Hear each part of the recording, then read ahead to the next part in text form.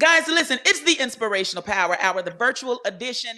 And listen, I am incredibly excited. We've already been chatting for, I don't know, for like 10 minutes or so, Yes, sir. realizing that we're family. Of course, we're family, and so excited about it. Guys, look who I'm talking to, none other than Bishop Neal Roberson. How are you, sir? I'm great. I'm great, cousin. I'm good.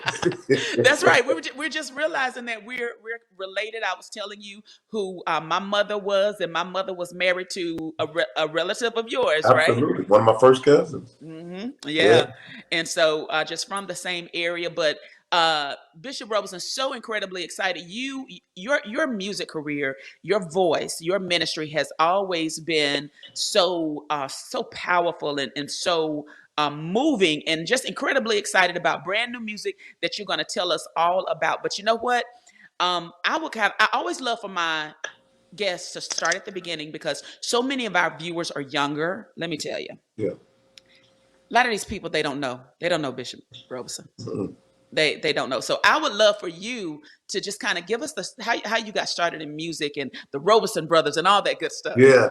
Well, thanks again, Chandra, for having me on your program. I am delighted to be here. I'm excited to be a part of what you're doing, and I'm praying God's blessings over your career and over Amen. what God is doing. We're in a brand new paradigm. God is doing a shift, and things that used to be are not anymore. Post pandemic, God is resurfacing. He's moving generals off the scene, and He's putting captains in the front now. Those that were not are now, those that who want to be used by God. When it's like the intersection of preparation and decision, when it cross pollinates with one another, it's when we strike all, and that's exactly what's happening in lives like yours. Of course, I started singing as a little boy. I just did a post online. There was a group in Milwaukee by the name of the Lucky Brothers, and they posted an old picture of them. And I put on the post, these guys took me on the road when I was 13 years old for the first time to play keyboard. And that's how far my career goes back, playing professionally at the age of 13 years old. My father, of course, raised us singing, traveling as the Roberson Brothers. We traveled for years and years like that. Yes, I And remember. absolutely, man. We sang all over it, everywhere.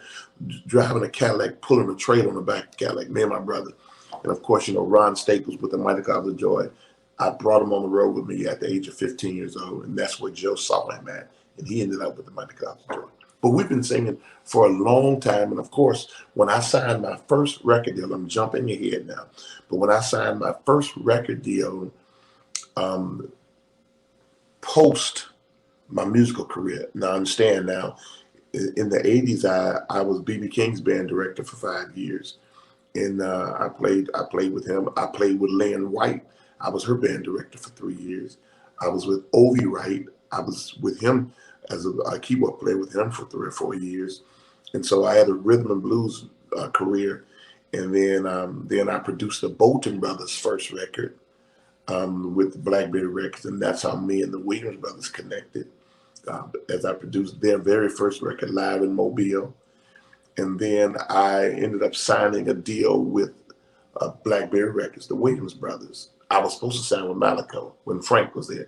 And Frank said, Neal, I just launched this choir. I said, what choir? He said, the Mississippi Mass Choir. You just started it. And he says, I can't do it right now, Neal. I need to sign you. I want to sign your band. He said, but wait a minute. My brothers just started a company down in Macomb, Mississippi. I said, okay. He said they'd had a couple of success stories on the company. Then he called out some artists, the Cantons and some other people. And he says, I want you to go down there. And he made a phone call. And he called a girl named Talisa Yep. Stinson. To Lisa Stinson. Yeah, yeah. Shout Now, out to Lisa. absolutely. Now, Talisa name is not Talisa. Talisa name is Terry. Talisa grew up in Milwaukee with us. She used to babysit me. What? Talisa, little old lady. So And, Talisa, and they and listen, summer trips to Milwaukee, we did that, been there, did that. absolute Church of the Firstborn. I know. Yeah. And so Talisa drove me. I was in Jackson. She drove me down to Macomb, 90 miles. Went down there, met with the Williams brothers, and they signed me and my brothers, the Roberson brothers. We went in the studio, cut the record, and before the record was released, my brother Michael died. Mm. He had an asthma attack and passed away. And then my brother Joe started pastoring. And so, and then Ron went with the clouds. All of this happened while we were cutting this record. Mm. And the William brother said to me, "Hey man, we were taking your brothers, but we really wanted you all the time." Wow. And they said, "But since you insisted on your brothers, so I said, okay." So I ended up signing with the brothers. I didn't want to do the record, but we were almost done with the record. So I ended up releasing the record, Delighted, which had That's When You Bless Me, I Know What Prayer Can Do. All those songs were on that record. And then I came back the next record and did My Story, My Testimony, which was a big record, Pressed My Way Through. You've Been So Good to Me, Don't Let the Devil Ride. All them songs was on that record. And of course, then the next record was Blessing You've Been Waiting For, It's On The Way. All those songs came out. And that was the launch of my musical career as an artist. It's been a great journey. Since then, I've got 14 records since then. But I've released 7 independent records, which is God, man, I got so many records out, and all these records I got out. And so I released I Pray. I released y'all go get them. Yeah. I released a bunch of records. The Lord I Thank You record. So that's where I started, and then I signed with Malaco Records, and I released the record, the Shout record on Malaco Records, and which brings me to where I am now, some 20 plus years later. Wow. But I've been pastoring 31 years. Yeah. I've been married 40 years. Yeah. I have 3 children. I have 13 grandchildren. And so I'm not a spring chicken. I ain't old either. I got married. At 16. So, and I'm 55. I'll be 56 this year. So Wow. I've just had a long, and you know how our family is. I have a long success record with marriage. We had no choice. Marriage was not, once you get married, it's not an option. Divorce is not an option. Yeah. So, and it's not that I wanted a divorce. I love my wife. And so Yeah. I've had a great life as a pastor, husband, father, grandfather, entrepreneur. God has blessed my life.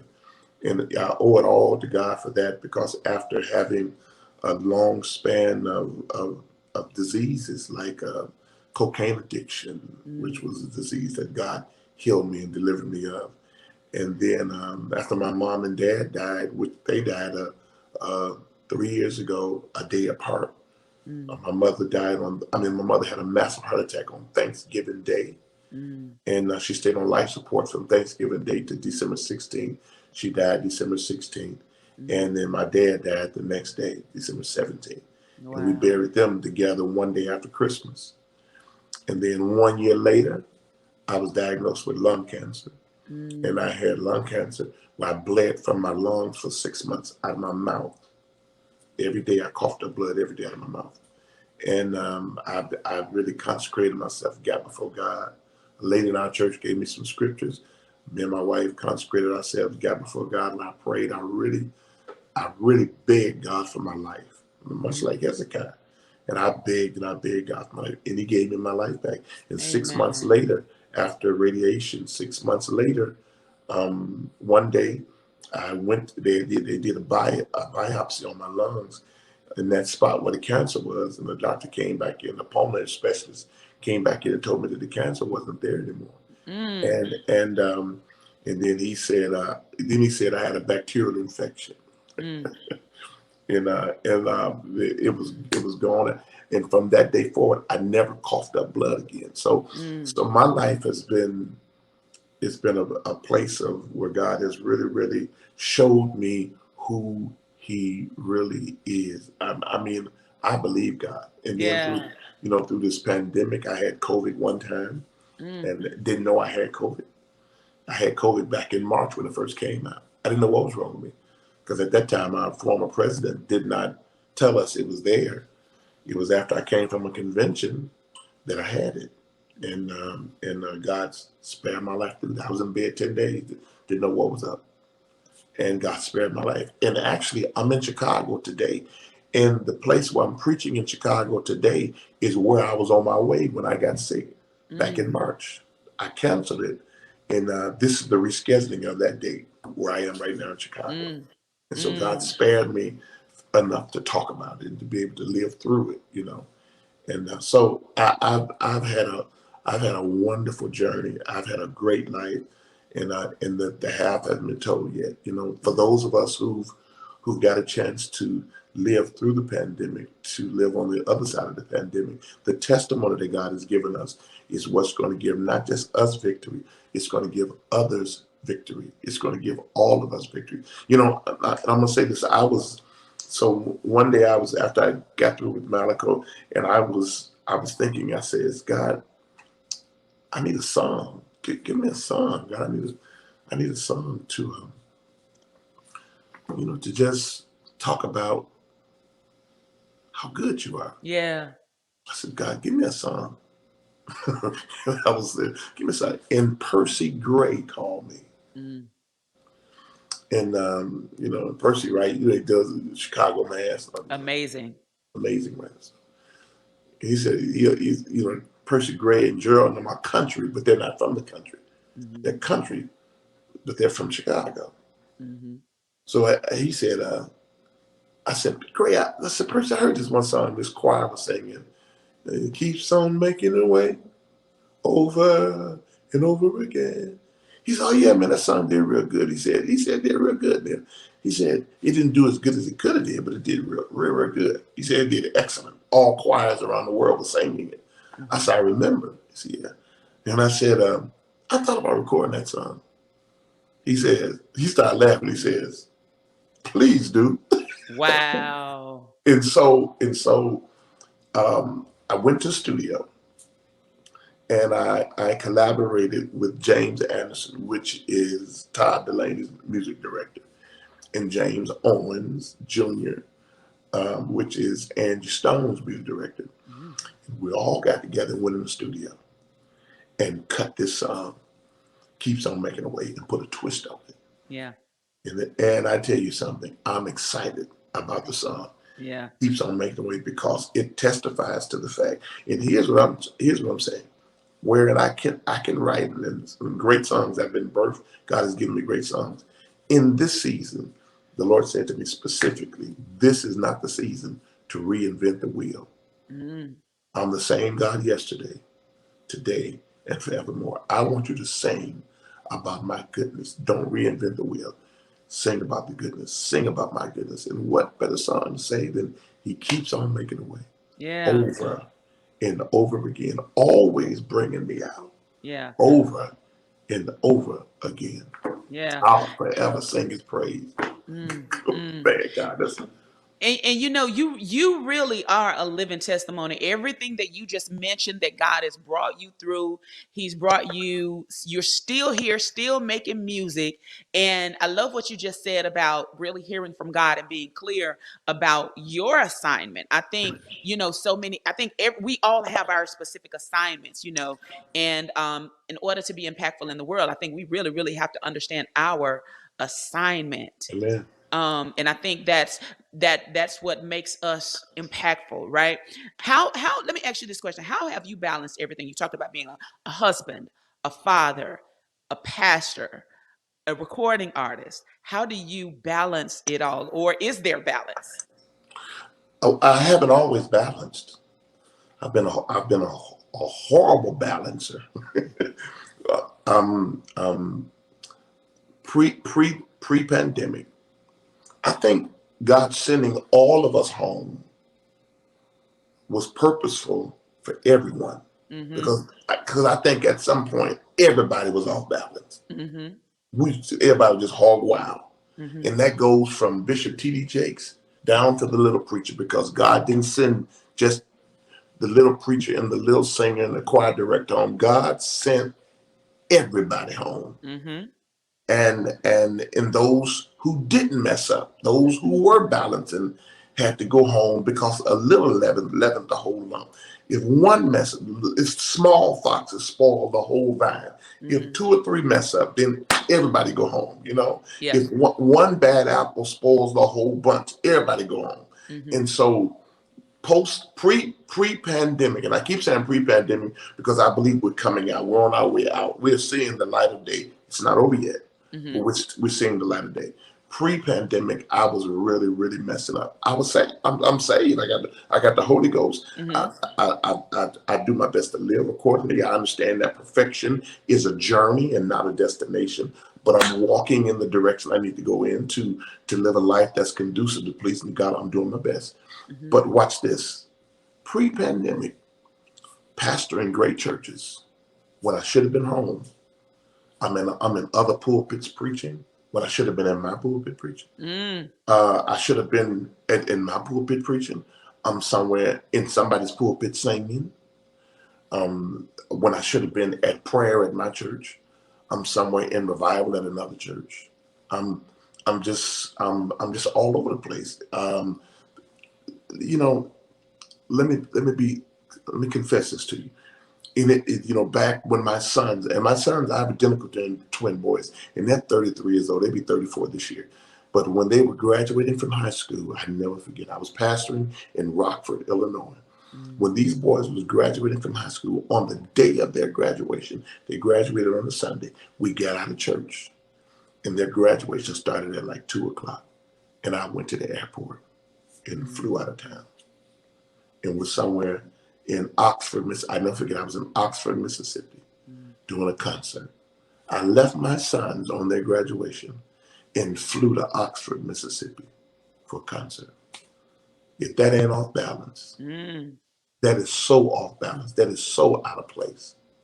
And Mm. I'm trying to teach them balance and protocols and requiring of them not to be at football practice on Bible study night. And they followed all of those mandates to be obedient to their father. And then on their day of graduation, I'm somewhere with a microphone in my hand, singing Mm. or hollering Mm. like I'm doing the work of the kingdom.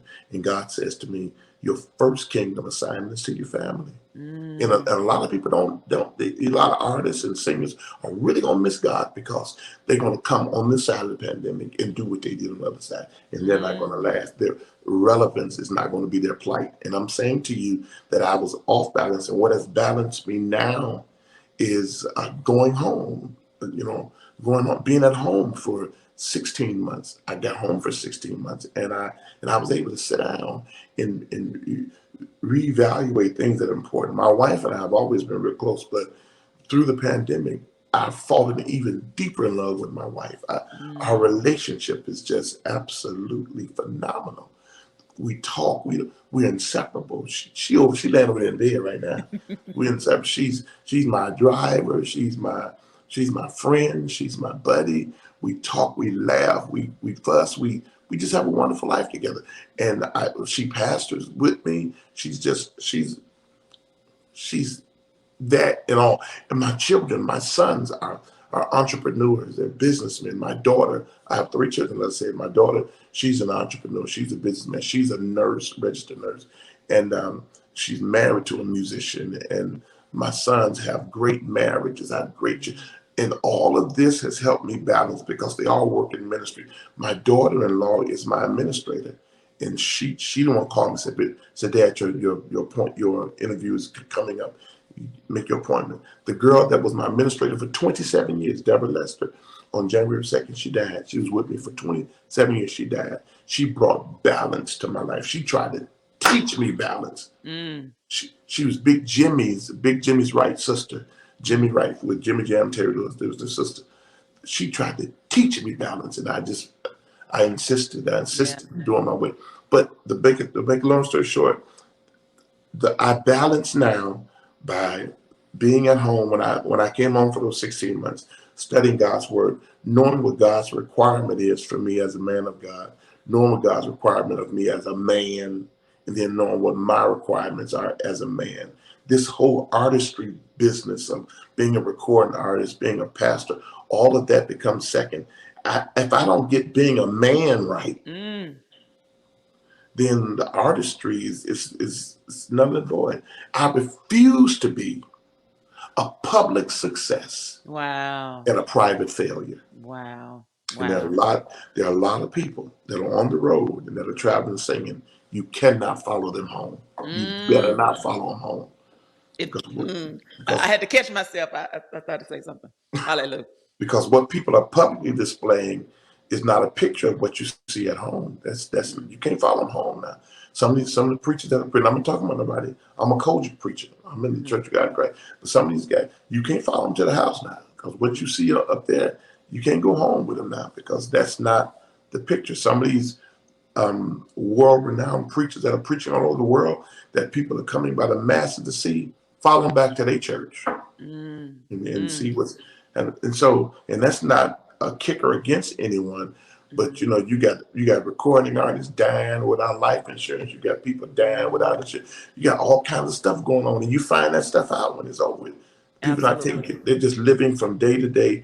And so the balance in my life today is knowing what the word says, to listening at those around me that help you to help maintain your life. If you see a turtle on a fence pole, just know he didn't get up there by himself. Mm, Somebody helped him up there. mm, And so that's how you create balance, by accepting the help that comes to you and to mm, help you be who you are.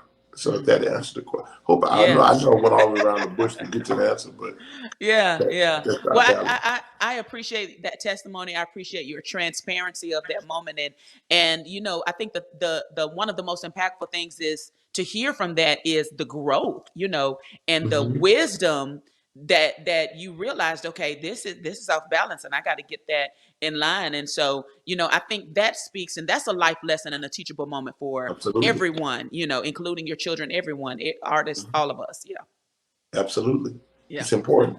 I think it's important for all of us, success in marriage, success in parenting, success as an artist, Mm-hmm. the question still is on the table. Why do you want to be an artist? Mm-hmm. Why do you want to sing? Mm-hmm. I was watching the last episode of Sunday Best, Mhm, and there was a young lady on there. She could sing. Oh, she could sing. mhm. That girl could sing. As a matter of fact, I can't think of her name, but her sister is already. She got the red hair. I can't think of her name. Okay, are you Spite, Alexis's sister, maybe? Mhm, Alexis' sister. mhm, Let me tell you something. Alexis' sister was so bad. She could sing. mhm, Oh, she could sing. mhm, But when I first heard her sing, I was in another room mhm. and I was listening to her voice sing, and I thought it was what's her name, Ron? I thought it was God. I thought it was this guy. She gonna get mad at me if I don't say her name. She gonna get mad at me. I hope she don't see this interview. She gonna get mad at me. But she sung at Joyce Rogers' funeral. Uh, God, what's that girl? Live in Kansas City, gold hair, short hair. Crystal Rucker? Crystal Rucker. Crystal. Mhm, I thought it was Crystal. mm, She sounded just like Crystal. mhm, She sounded like Crystal twin.